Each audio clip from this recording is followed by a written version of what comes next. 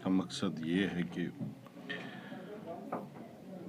जैसे 8वें मुहर्रम के जुलूस को इजाज़त दी गई और वो अपनी रिवायती रूट से निकला और रिवायती तौर इख्तिताम पज़ीर भी हुआ।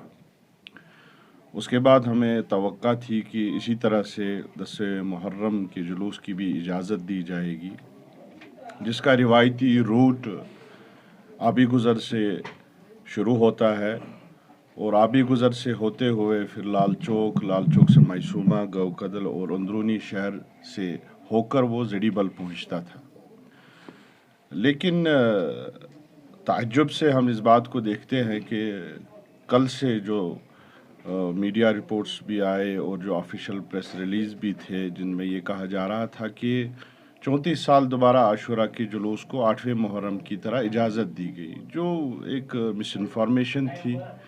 जहाँ से कल आशूरा का जुलूस श्रीनगर में निकला बोटकदल या मसलन गुलशन बाग से निकलता है, वो एक अल्टरनेटिव रूट है। वो जब 89 के बाद जब ये बैन हुआ था, तब आज़ादार अंदरूनी शहर एक छोटे से रूट में, क्योंकि आशूरा होता है,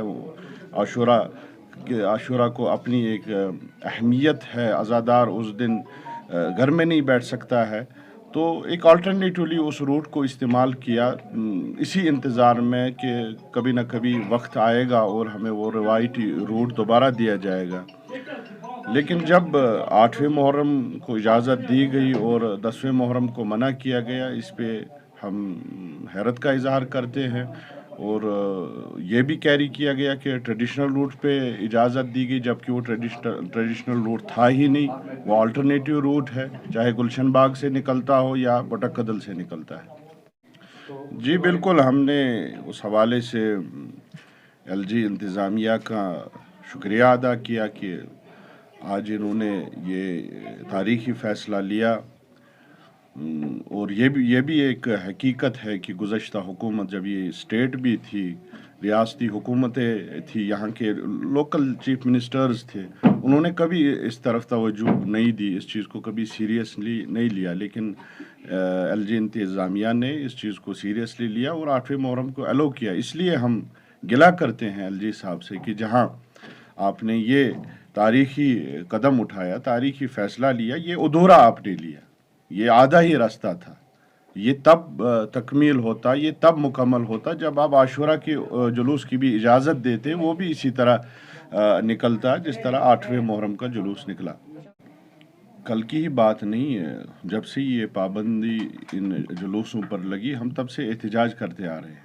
हमें, आप अगर मीडिया रिपोर्ट्स आप देखें, पूरा आप आर्काइव आज तक का देखें, इन 34 साल का न्यूज़पेपर्स की हेडलाइंस आप देखेंगे इन 34 साल की, आपको लगेगा कि हर साल हमने एहतजाज किया है इसके ख़िलाफ़, और तब जाके ये आज पाबंदी हटी है। लेकिन सवाल ये है कि अगर 8वें मुहर्रम मसलन इन्होंने जो इसके लिए ग्राउंड्स दिए थे, क्लैशेस हो सकते हैं, ऐसा हो सकता है, वैसा हो सकता है, वो कुछ हुआ नहीं, वो सारा झूठ साबित हुआ।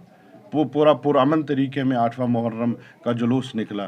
तो क्या वजह थी, क्या मसलहत थी कि आशूरा के रोज़ इसी चीज़ को डिनाई किया गया?